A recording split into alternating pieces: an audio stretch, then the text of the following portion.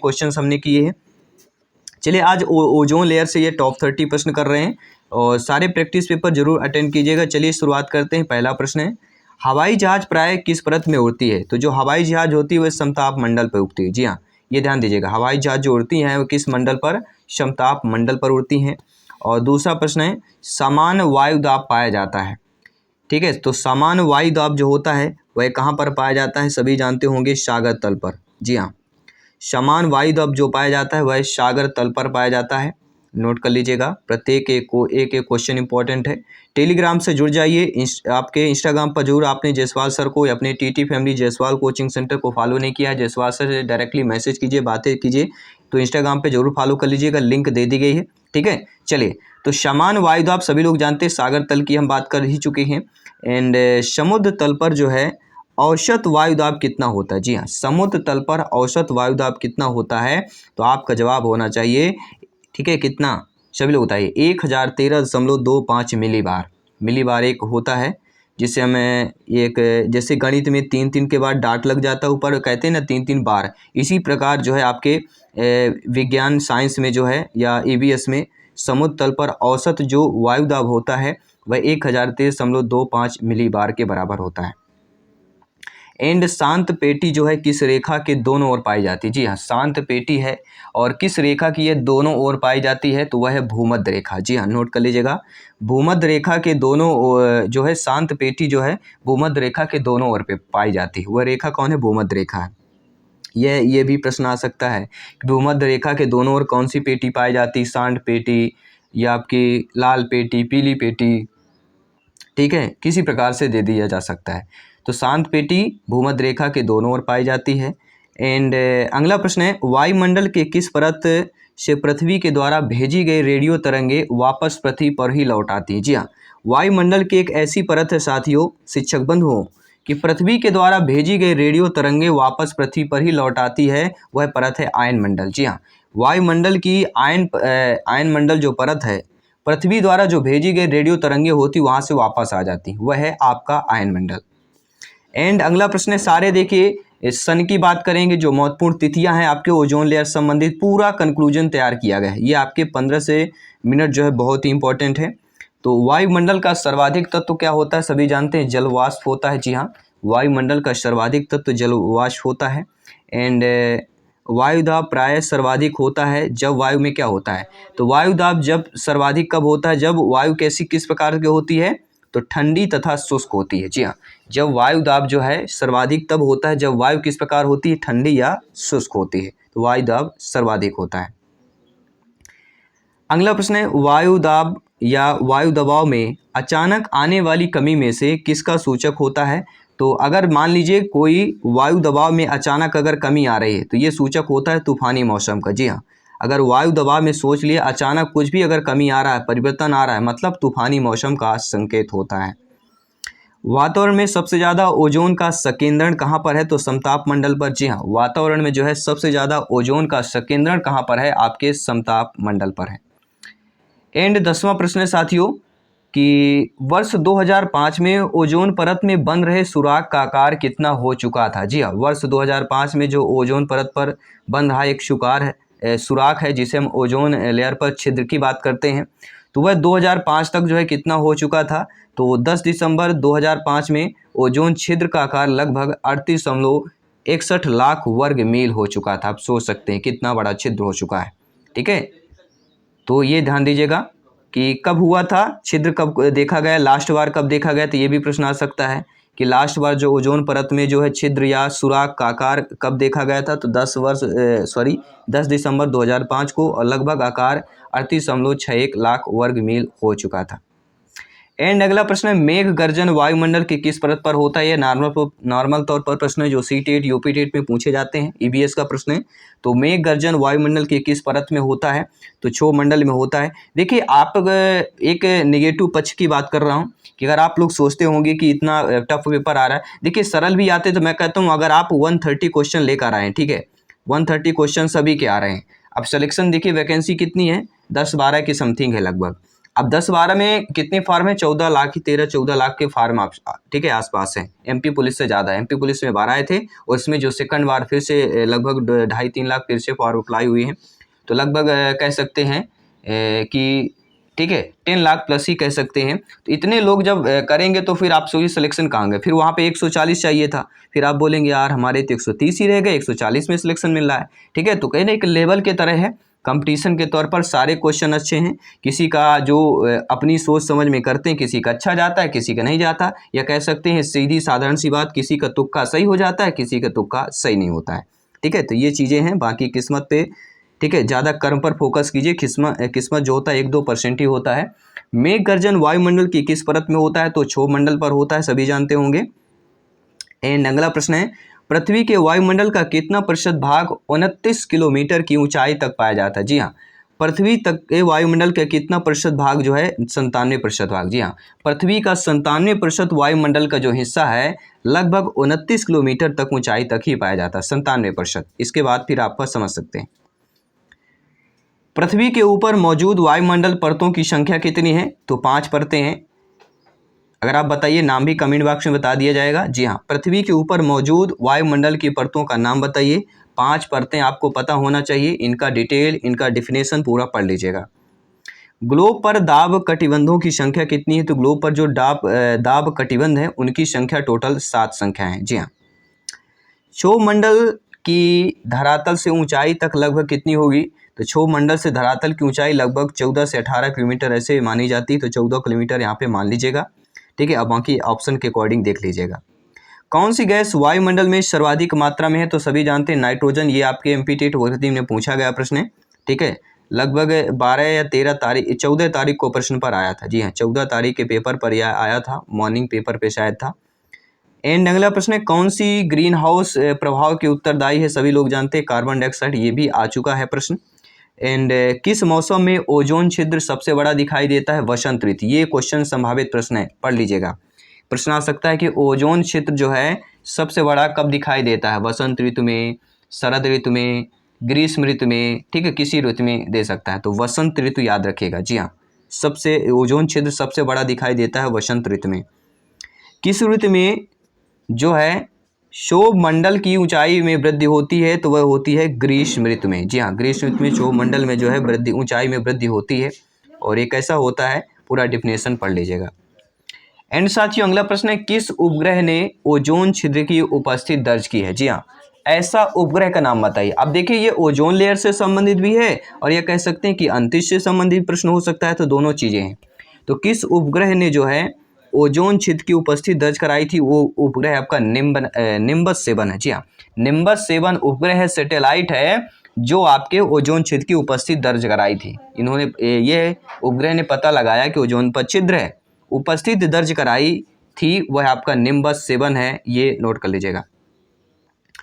Ozone संरक्षण दिवस कब मनाया जाता है? सभी जानते हैं 16 सितंबर की बात करेंगे। काफ़ी बार पूछा गया है, लेकिन कब से मनाया जा रहा है ये सभी लोग बताइए। चलिए सभी लोग बताइए। मान लीजिए वर्ग 3 का पेपर हो रहा है, प्रश्न आ गया कि ओजोन संरक्षण दिवस कब से मनाया जा रहा है, शुरुआत में कब मनाया गया था। ठीक है, ये आपको बताना है। अब बताइए कैसे प्रश्न इसी तरह तो प्रश्न आ रहे हैं। ठीक है, तो डिफिनेशन जरूर पढ़ लीजिएगा। जो क्वेश्चन कर रहे हैं उनके साथ साथ डिफिनेशन भी पढ़ लीजिएगा। ठीक है, ओजोन संकट पर विचार के लिए पहली बैठक कब हुई? ये देखिए, ये टॉप क्वेश्चन है, सन वाले प्रश्न है। ये नोट कर लीजिएगा, संभावित प्रश्न है।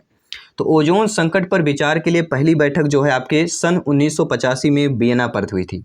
कहाँ पर हुई थी? ओजोन संकट को देखते हुए इस पर विचार किया गया। सर्वप्रथम सन 1985 में वियना की बात कर रहे हैं। ओजोन परत पृथ्वी से ऊंचाई पर है। तो ओजोन परत जो है पृथ्वी से कितनी ऊंचाई पर है? तो लगभग 20 किलोमीटर की ऊंचाई पर है। जी हाँ, ओजोन लेयर की बात करें तो पृथ्वी से लगभग आपके कितनी ऊंचाई पर है? तो 20 किलोमीटर के आसपास की बात करेंगे। किसी भी प्रश्न पर अगर आपको लग रहा डाउट, आपका प्रत्येक कमेंट, आपका प्रत्येक भाई बहन गृहिणी सभी का कमेंट सर्वोपरि है, क्योंकि एग्जाम सभी को फतेह करना है और सिलेक्शन को 101% पक्का करना है। जी हाँ, सभी कमेंट कीजिएगा। ओजोन परत पाई जाती है समताप मंडल में। जब भी पढ़ने का मन हो तो अपने माता पिता को, अपने जो मेहनत कर रहे हैं वो एक बार देख लीजिएगा। पढ़ने का जो दुगनी रफ्तार है 4 गुनी हो जाएगी, मोटिवेशन 8 गुना हो जाएगा। इतना याद रखिएगा। जी हाँ, ओजोन परत जो पाई जाती है समताप मंडल में पाई जाती है, सभी जानते हैं। एंड इसका इंग्लिश नाम भी पूछा जा सकता है, ठीक है। तो इंग्लिश नेम भी आपको स्ट्रेटोस्फीयर, ट्रोपोस्फीयर ये सारे बनने चाहिए। एंड अगला प्रश्न है, ओजोन परत को किस चीज़ से क्षति पहुंच रही है? जी हाँ, ओजोन परत जो है किस चीज़ से जो है क्षति पहुंच रही है? तो आपका क्लोरोफ्लोरोकार्बन CFC गैसें के बढ़ते प्रभाव से ओजोन परत क्षतिग्रस्त हो रही है, जिसका भयंकर परिणाम होंगे। तो CFC सबसे ज़्यादा जिम्मेदार है, क्लोरोफ्लोरोकार्बन की बात करेंगे। एंड ओजोन परत के क्षतिग्रस्त होने की प्रथम जानकारी किसने दी थी? जी हाँ, ये भी एक संभावित प्रश्न है, एक टॉप लेवल का प्रश्न है। तो ओजोन परत के क्षतिग्रस्त होने की जानकारी जो है सर्वप्रथम किसने दी थी? तो आपके FM रोलैंड ने, जो कि USA के रहने वाले। जी हाँ, सर्वप्रथम जो है ओजोन परत के क्षतिग्रस्त होने की जो जानकारी दी है FM रोलैंड, जो कि कहाँ के निवासी हैं? USA के रहने वाले हैं। ओजोन परत का क्षय कहाँ से हो रहा है? तो ओजोन परत का क्षय जो है आपके दक्षिणी ध्रुव से हो रहा है। एंड साथियों अगला प्रश्न है, ऐसी गैस का नाम बताइए जो जीवन के लिए उपयोगी भी है और हानिकारक भी है। जी हाँ, ऐसी परत साथियों सभी लोग जानते हैं, ओजोन परत पर स्ट्रेटोस्फीयर में जीवन को सौर विकिरण से बचाती है। एंड मगर पृथ्वी तल के पास का ओजोन जीवन के लिए हानिकारक है। ये दोनों चीज़ ध्यान देगा। तो ओजोन लेयर की यहाँ पे बात कर रहे हैं। तो 28 प्रश्न कर चुके हैं, आइए 10 प्रश्न और करेंगे। जी हाँ, एडिशनल प्रश्न कर रहे हैं, क्योंकि टोटल तैयारी ओजोन का कंसेप्ट यहाँ पे करना है हमें। चलिए क्वेश्चन कर रहे हैं डायरेक्टली इस पर कि निम्नलिखित में से ओजोन परत के क्षरण का परिणाम नहीं है। इसी तरह के प्रश्न पूछे जा रहे हैं। तो आप जानते हैं कि ओजोन परत क्षरण के जो परिणाम है कि बढ़ी हुई पराबैंगनी विकिरणें या किरणें, घातक मोलेनोमा त्वचा कैंसर का दूसरा रूप, साइनोबैक्टीरिया UV विकिरण के प्रति संवेदनशील होते हैं और उसके बढ़ने के प्रभावित होते हैं। ये तीनों हैं, लेकिन ज्वार से कोई संबंध नहीं है आपका ओजोन परत के क्षरण का, ठीक है। क्योंकि ओजोन रिक्तीकरण, UV किरणें त्वचा कैंसर में वृद्धि का कारण बन सकता है और आपके साइनोबैक्टीरिया को प्रभावित कर सकता है। एंड अगला प्रश्न साथियों दिया गया है कि गर्मियों में UV विकिरण अधिक क्यों होता है? अक्सर देखते होंगे गर्मियों में जो है, ये बताइए UV विकिरण अधिक क्यों होता है? तो आप जानते हैं गर्मियों में जो है UV विकिरण इसलिए अधिक होता है क्योंकि सूर्य ग्रह के अधिक निकट होता है। सूर्य ग्रह जो है पृथ्वी के अधिक निकट होता है और इसकी UV किरणों को हम तक पहुंचने के लिए बहुत कम दूरी तय करनी पड़ती, इसलिए जो UV विकिरण जो है गर्मियों के दिन में अधिक होता है, ठीक है। ग्रीष्म काल में क्या होता है, सूर्य पृथ्वी के अधिक निकट होने के कारण विकिरण तेजी से पहुंच सकता है और इस प्रकार अधिक गर्मी और UV किरणें पैदा कर सकता है। तो मॉन्ट्रियल प्रोटोकॉल और ओजोन परत संरक्षण पर ये आपके टॉपिक पढ़ लीजिएगा। मॉन्ट्रियल प्रोटोकॉल और ओजोन परत संरक्षण का टॉपिक पढ़ लीजिएगा ध्यानपूर्वक। किन उत्पादों में ओजोन क्षयकारी पदार्थ होते हैं? सभी लोग बताइए। Motor bike, AC car and spray, oven, fridge, कीटनाशक, अग्निशामक यंत्र। ये आपके ऑप्शन दिए गए हैं, नीचे कोड भाषा में दिए रहेगा। ये जाके काफ़ी टफ प्रश्न होते हैं, ठीक है। तो यहाँ पे देखिए, देखा जाए उत्पादों में ओजोन क्षयकारी जो पदार्थ होते हैं वह आपका पहला तो होता है, सभी लोग जानते हैं, AC कार वगैरह हो गई। एंड आपका ओवन भी होता है एंड आपका फ्रिज भी होता है, कीटनाशक भी होता है और अग्निशामक, ये हो जाएंगे, ठीक है। स्प्रे और मोटर बाइक को छोड़कर ये सारी चीज़ें ओजोन क्षयकारी के पदार्थ हैं, ठीक है। तो यहाँ पे जो ऑप्शन दिया गया है AC, ओवन, फ्रिज, कीटनाशक, अग्निशामक यंत्रों में ओजोन क्षयकारी पदार्थ जैसे गैस, CFC, फ्रियॉन आदि मौजूद होते हैं। एंड साथियों अगला प्रश्न है कि पहला ओजोन छिद्र कब खोजा गया है? जी हाँ, पहला ओजोन छिद्र जो है किस सन में खोजा गया था? तो 1970 में जो है पहला ओजोन छिद्र खोजा गया था। ये क्वेश्चन नोट कर लीजिएगा, यह 1970 के दशक में था। अंटार्कटिका में समताप मंडल के ऊपर ओजोन परत के छेद की खोज की गई थी। जी हाँ, किसने खोज किया था? सभी कमेंट कीजिएगा, किसने खोज किया था? सभी कमेंट कीजिएगा। ओजोन परत का हास किस क्षेत्र में पाया जाता है? तो ओजोन परत का हास जो है कमी समताप मंडल की बात करेंगे, सभी जानते होंगे। सम की बात कर रहे हैं, परत की बात कर रहे हैं, ओजोन लेयर की बात कर रहे हैं, हास की बात कर रहे हैं, ठीक है। समताप मंडल में ओजोन परत का हास पाया गया है। एंड ओजोन परत में हास किसके कारण होता है? तो ओजोन परत में हास हम ऑलरेडी बात कर चुके हैं, CFC के कारण, क्लोरोफ्लोरोकार्बन के कारण होता है, ठीक है। AC रेफ्रिजरेटर में पाए जाने वाला जो CFC कार्बन होते हैं उसके अकॉर्डिंग उसका फैक्ट की बात कर रहे हैं। साथियों अगला प्रश्न बहुत ही लाजवाब प्रश्न दिया गया है कि निम्न में से ओजोन परत के ह्रास के कारण वातावरण के माध्यम से अधिक यूवी विकिरणों से जुड़ा एक प्रमुख स्वास्थ्य जोखिम है। तो सभी जानते हैं जब भी यूवी विकिरण की बात करते हैं, कोई भी किरण की बात करते हैं, त्वचा कैंसर का बढ़ता जोखिम। जी हाँ, ओजोन परत के ह्रास के कारण वातावरण में या वातावरण के माध्यम से अधिक यूवी विकिरणों की या यूवी विकिरणों से जुड़ा एक प्रमुख जो स्वास्थ्य जोखिम है वह है त्वचा कैंसर की बात करेंगे। ना पाचन तंत्र, ना ही लीवर, ना ही स्नायुविक विकार। ठीक है, ये ध्यान दीजिएगा। काफ़ी बार पूछा गया प्रश्न है, रिपीटेड प्रश्न है, संभावित प्रश्न है। मॉन्ट्रियल प्रोटोकॉल संबंधित है, सभी जानते हैं मॉन्ट्रियल प्रोटोकॉल पढ़ लीजिएगा। कहता हूँ ये पूरा प्रोटोकॉल पढ़ लीजिएगा, इससे सन आ सकता है, कुछ भी पूछा जा सकता है। ठीक है, अगर बात कर रहे हैं तो नेक्स्ट जो अगली क्लास होगी तो सोच रहे थे कि टॉपिक बता रहे हैं, कुछ आप भी पढ़ लीजिएगा, क्योंकि अगर कल एग्जाम है तो कल टॉपिक बताएंगे तो आपके लिए तो एग्जाम हो जाएगा, इसलिए इन टॉपिक को पढ़ लीजिएगा। तो मॉन्ट्रियल प्रोटोकॉल जो संबंधित है आपके ओजोन परत ह्रास से संबंधित है। एंड मॉन्ट्रियल प्रोटोकॉल पर परत की कमी, ओजोन लेयर की जो है इसकी कमी से निपटने और जलवायु परिवर्तन को रोकने के लिए अधिक पहुंच के लिए हस्ताक्षर किए गए थे। मुख्य रूप से जो है साथियों किए जाने वाला ओजोन क्षयकारी पदार्थ जो होता है वह कौन कौन से होते हैं, आपके ऑप्शंस नीचे दिए जा चुके हैं।